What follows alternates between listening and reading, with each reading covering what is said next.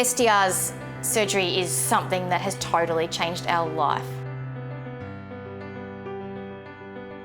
If you're committed to it, which you've really got to be a family unit and be committed, then it's life-changing for your child. On camera. Yes. My name is Bob and I'm 9 years old and I go to Coram State School. It feels better, my legs feel better. I feel like I can walk now. When he woke up from the surgery initially, he looked exhausted. He was not good. I think that's a good one, don't you? You definitely do. Oh, baby, I love you. Yeah, after the surgery, like the first, probably, the first week is pretty hard. They're obviously in a lot of pain. They've had their whole back cut open. In the bed, he had to lay straight on his side, didn't he? He wasn't, so we'd roll him one side and then we had to keep moving it and then he'd have to go to the other side when the nurses come in, and that was a huge thing because he had, you know, a big cut down his back and he was very uncomfortable, and so that went on for a while. And even just to roll him from one side to the other was horrific pain. He really had his guard up. He's like, no one's touching me and I'm not. So it took a long time for it really went off, didn't he? He says no one's touching him, no one's touching him. Yeah, so that was the hardest part to start the rehabilitation, yeah.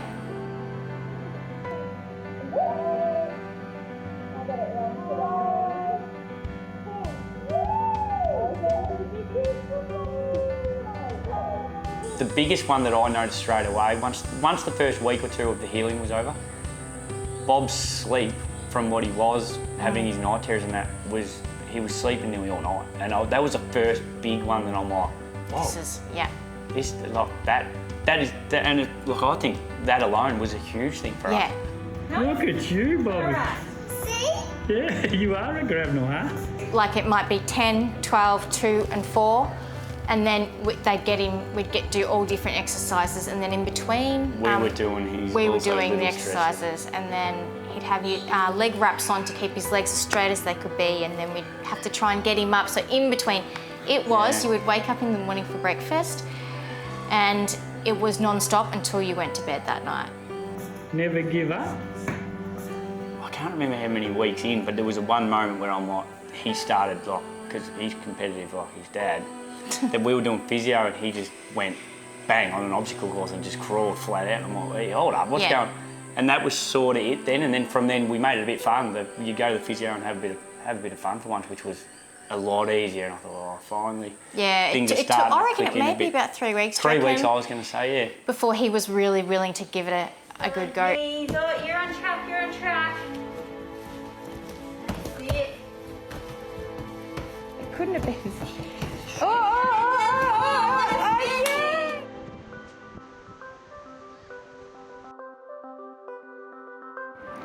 Adriana and I'm 6. I have cerebral palsy and that means my legs don't work the same. No, I was sore a lot.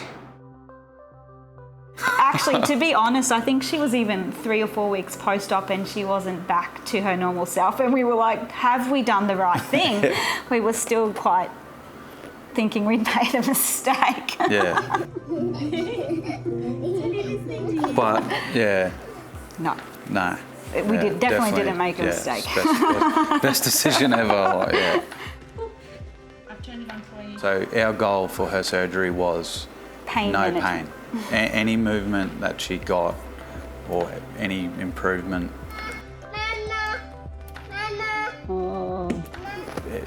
For anything else, like it was just pain. If we can stop her having pain, that's the biggest goal. And then whatever you get after that is like a blessing.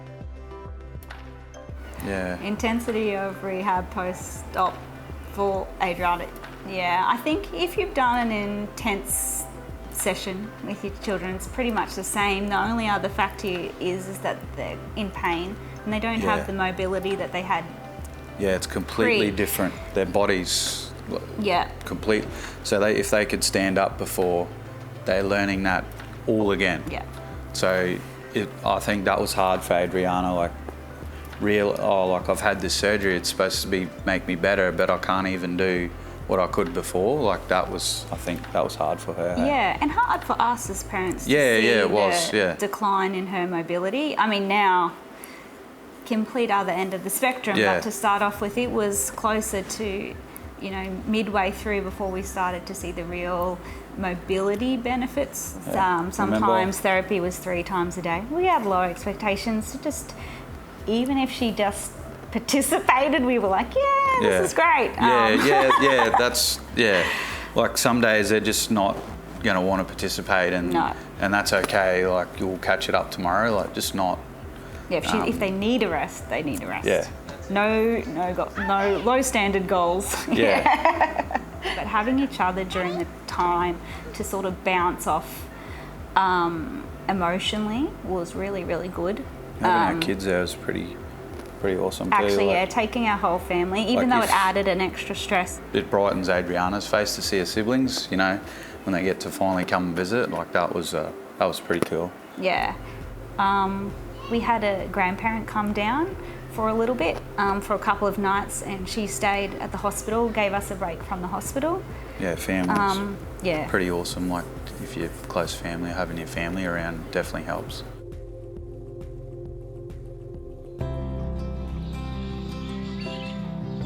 I think the incision, the cleaning of the incision was probably a terrifying moment constantly, because just trying to be rolled would hurt. So, and they had to get to the incision at the back, and that had to be cleaned. So that would have been the first 2 weeks, probably, and then the staples came out maybe within that fortnight, and then he felt a little bit more of a sense of relief. You know, his incision was healing a lot faster than what anyone really had expected. And then he started moving to the physio rooms, and that's when he was starting to move his body once again. And, you know, it's probably 2 weeks post that you start to see a little bit more of a relief of what's occurred. And you also see some of the differences already. I mean, my husband would put Orlando on his back as a child, and Orlando wouldn't be able to open his legs too wide enough because he was so spastic in between his legs. But when we were in the hospital, 3 days after surgery, his legs were just like going everywhere, and we're like, oh, hold him, you know, you hold one, I hold the other. We'd never seen such, you know, freeness.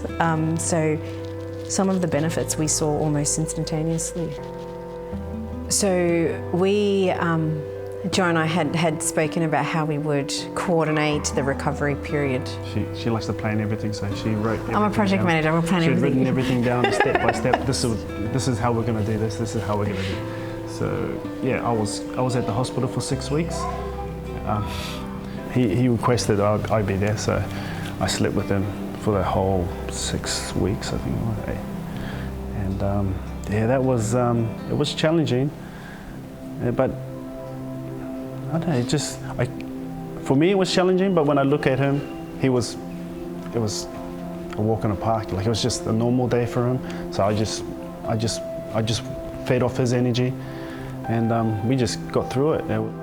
We both really wanted to ensure that our kids weren't left without one of us.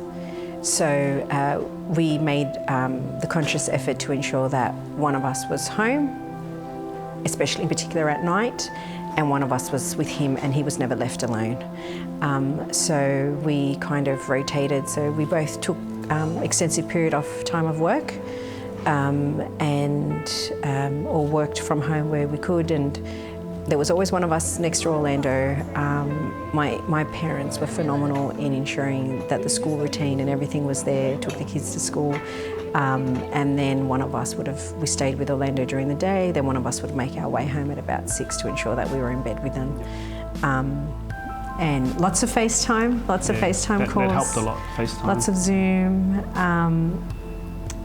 I guess during that time of recovery, you don't restrict devices and times, and, you know, it was just more about, you know, whatever you need, games you want to play. So the expectation for Orlando was that he wasn't going to walk unaided, till about 6 months. and that timeline was almost correct. The rehabilitation is very difficult, so it was really good to hear from the team that, you know, this is a 3 to 5 year plan. It's not something that happens tomorrow, but, you know, 2 years into it, and Orlando's still, he does bursts of intensive therapy twice a year. He does exercise physiology twice a week, and then he does a home program. He's, you know, and I feel like the foundation that we built for him in the early days has led him to, you know, get the most out of the surgery. And Orlando has had one more surgery, and that's orthopaedic surgery on his feet, his calves, just to help that spasticity. So, you know, SDR in itself, while it has its significant improvements, it really isn't, you know, the end of cerebral palsy. It is more so a stop of helping his quality of life. So at discharge, it was actually quite sad to say goodbye to the whole team, because they were our lifesavers, really. We couldn't just get home and stop. We had to get home and continue that therapy at home, day in, day out. Because the more you do what they tell you to do post-op, is only going to benefit him or every kid in the long run, because you could easily go home and go, wow, we're home, let's just lay on the couch. But they need to keep working. After SDR, we're still improving now, and it's 2.5 years later. Like, we are, you know, every month, every 3 months, he's doing something better than he'd done before. It's a hard road, and you've got to be 100% committed together. Yeah. Oh, coming home was the best. Yeah, I don't think there wasn't really. I think the adjustment period we had was we had to increase her intensive physio that we were used to at home than what we did pre-surgery. Yeah. So trying to work that into our schedule. We're very fortunate that I was still on maternity leave to be able to accommodate those changes.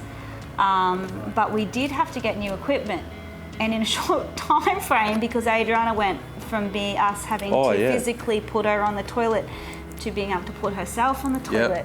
So there was a bit of a flurry around what do we need, how can we get it home in time. Further intervention, I think she's probably will need surgery, maybe some lengthening surgery of her calves in the future, maybe some... Her toes... She still quite walks on her toes, maybe some foot surgery, but we were very fortunate pre-surgery that we didn't have any structural deformities yet. So no, and honestly, intervention-wise, it's less. We don't have Botox, there's no pain, we have 0 pain medications. She's more mobile than she was previously, so we got home. She actually grew. Yeah, she did grow. She grew like 100, 200 mil, like, 20 centimetres, in like 10 weeks. Yeah. It's crazy. We had to buy new clothes too because she didn't fit anything. We haven't had one day in bed from pain. Like, once she recovered from surgery, there's no days curled up in bed. Yeah, if we'd have a big day out, you'd know that the next day she'd be worn out, whereas now that doesn't happen. Like, she'll just have a rest like the other kids, and then she'll be ready to go. Ready to go. Like, it's so life-changing. Yeah, now she can run away from us. We'll be at the shops and she runs away. Bye, Mom. No, Adriana, come back. Yeah, it's pretty cool being able to say that to her. If you can have the time off work, you've got the capabilities to be supported. Do it. The hard time for the 10 weeks that you to do the rehab, it's so worth it. I would say something along the lines, it's a long process. It's hard. It's scary. It's difficult. But I'd do it all over again.